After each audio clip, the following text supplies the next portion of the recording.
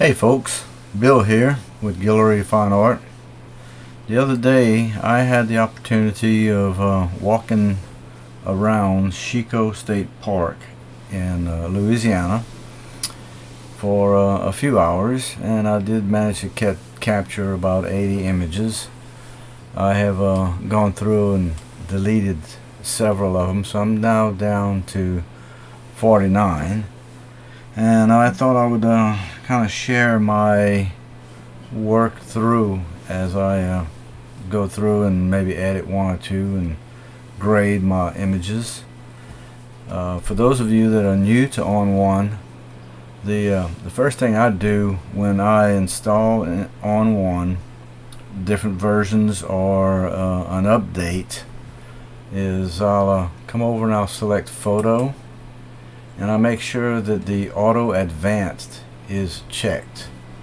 And what that does is, if you are on an image looking in the thumbnail view and you give it an X or a rating of 1 or whatever, it will automatically advance to the next photo. And here on this one I decided to give it an X, so it just keeps moving over to the next photo, and you can easily go through and grade your images. Now down on the bottom you have a scale that you can either make the thumbnails smaller or come up larger, which I like them pretty much at this size. Another thing is that if you have a few images typical the same, you can select both of them, and down here there is a comparing view, so you select on that and it'll bring up both images. Now with both images up, if you notice right here there's a lock, pan, and zoom. Make sure that is clicked, is checked, or is selected. So that way whenever you zoom in on one image, it zooms in on the other image, and you can grade them that way. And this one is a little soft focus compared to the one on the right, so I'm going to hit X. And if you have several images, let's say right now I want to select all three of these. All three images are coming up and come in. This one I gave it 2 stars. This one I gave it an X, and I don't want it. So if you don't want it in your compare view, just hit the backslash key and it'll or the forward slash, and it'll go away. Okay, I'm gonna hit my G, go back to my grid mode. And one thing I wanted to show you is, as you can see, this great blue heron, when I was walking around, it would play in hide and seek. He kind of went in and out the different cypress trees as I slowly walked around. And so don't be ashamed. Digital, it doesn't cost anything, so just snap away, and eventually you'll get an image like this that I can see his full body and no distractions in the way.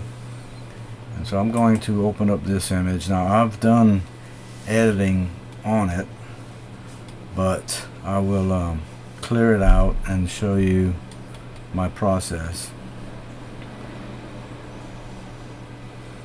I'm going to reset all as soon as it finishes loading up. Reset all, yes. So this is the image that I started out with, and first thing I did is I didn't like the cropping of it. He's facing this way, so I went to C, crop. In this situation I selected an 8x10 or 4x5, crop, bring it down, and place it about right there. Apply. And in develop,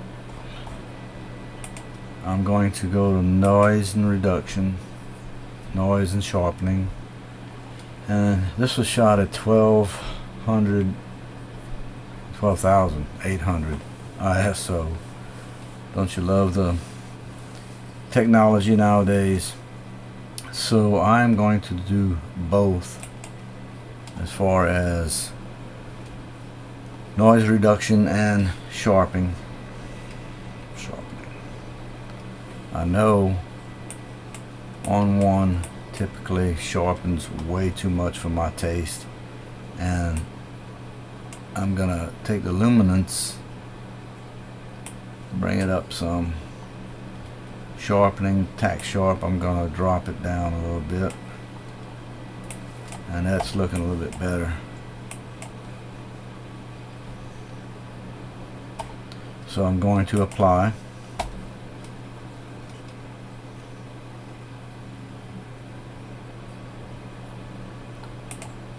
And then I'm going to go back to tone and color. I like to use the AI auto. It does a pretty decent job. A lot of times I'll bring the exposure down because my taste is not quite as bright as what auto does. Contrast I might bring up a little bit. And I hold the J key down while I bring my blacks down and look for the blue. As you can see, the blacks are right there. So I just have a little bit of black and the J key down and bring up my whites. A little bit of white showing.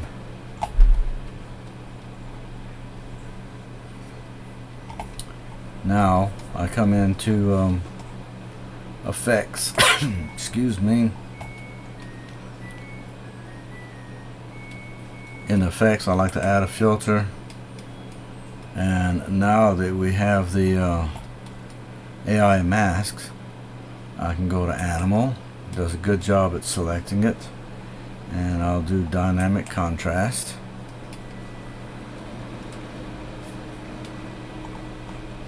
And it does a pretty decent job of adding contrast. I'm going to leave it the opacity all the way up. Typically I would bring it down just a little bit, but for this, for viewing purposes, I'll leave it all the way up. I'll add another filter, sunshine. Let's see what that does. Nope, I don't like it, so just X it out. Dynamic contrast does a pretty good job. One thing I want to do is bring out the blue, so I'm going to use a color enhance,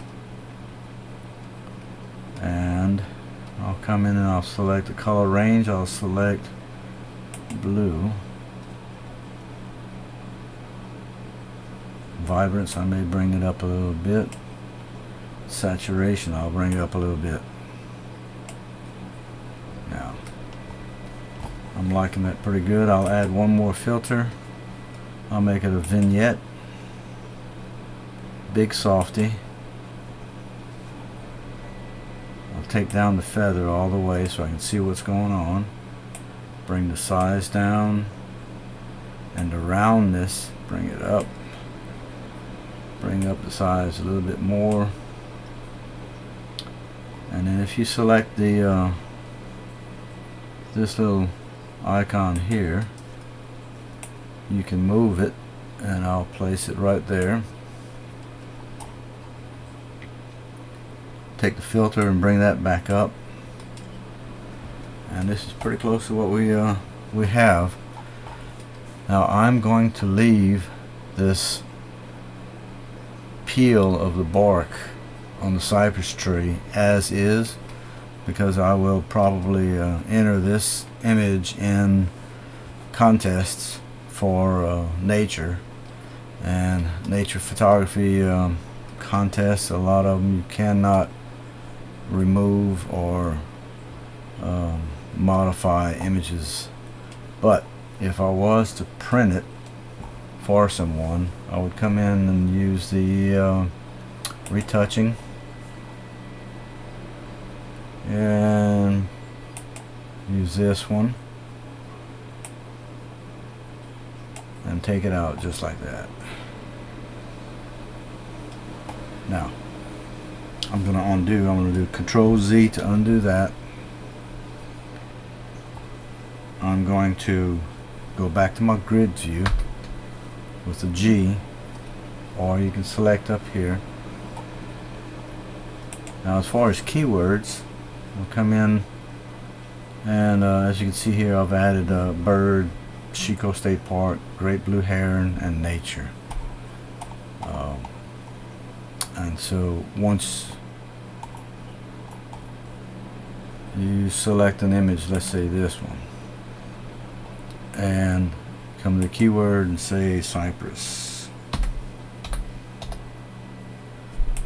There it is. Once I have all of my images keyword, what I do is I'll Control A to select all, and then I'll drag them and drop them into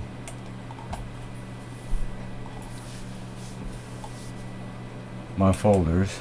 I have external hard drives, I have BG Fine Art, and I have cataloged images. All of my cataloged images, if it's a large trip, I'll have it individual folders, but for the majority I have them all in a folder digital. So I would typically take this and drop it in there in the folder, and it would be cataloged. So in order to find it, if no matter where you are, if you use the magnifying glass, saved searches, if you come to cataloged source, if you can select source catalog folders, and then in this case I just did typed in great, but if I do bird, it will find 1,096 birds that I have tagged, or great blue. Great.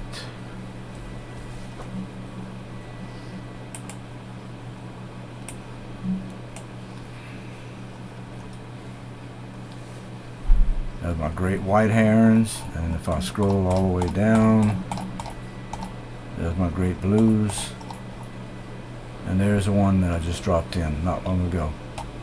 I hope this was helpful, and please let me know if there's anything else that you would like. Thanks.